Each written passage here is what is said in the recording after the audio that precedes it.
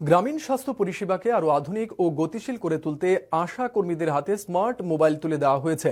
তেলিয়ামুড়া পঞ্চায়েত সমিতির কনফারেন্স হলে আজ আয়োজিত এক অনুষ্ঠানে রাজ্য বিধানসভার মুখ্য সচেতক Kalyani Roy smart mobile phone তুলে দেন। এই অনুষ্ঠানে উপস্থিত ছিলেন তেলিয়ামুড়া পঞ্চায়েত সমিতির চেয়ারপারসন দীপা দেব, ভাইস চেয়ারপারসন নির্মল সূত্রধর, তেলিয়ামুড়া ব্লকের বিডিও বিপ্লব আচার্য সহ অন্য প্রশাসনিক আধিকারিকরা। কল্যাণী রায় বলেন, রাজ্য এবং কেন্দ্রীয় সরকার আশা কর্মীদের কাজকর্মের সুবিধার জন্য তাদের ডিজিটাল পরিষেবায় যুক্ত করেছে।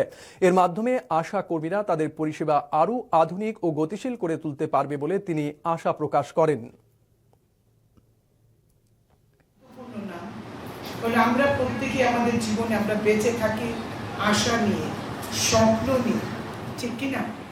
আমরা প্রত্যেক দিন কোনো না কোনো আশা আমরা থাকে, কোনো না কোনো আমাদের স্বপ্ন থাকে, কল্পনা থাকে, আমাদের প্রার্থনা থাকে ঈশ্বরের কাছে যে আমার আশা পূর্ণ করো, আমার কামনা পূর্ণ করো ঈশ্বর।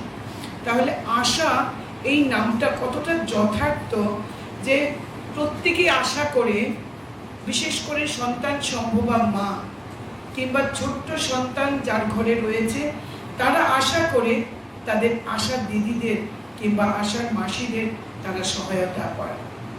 এই আশা নামটার সঙ্গে আপনাদের যে কর্তব্য, আপনাদের যে দায়িত্ব, এটা অত্যন্ত বাস্তবিক এবং অত্যন্ত তাৎপর্যপূর্ণ।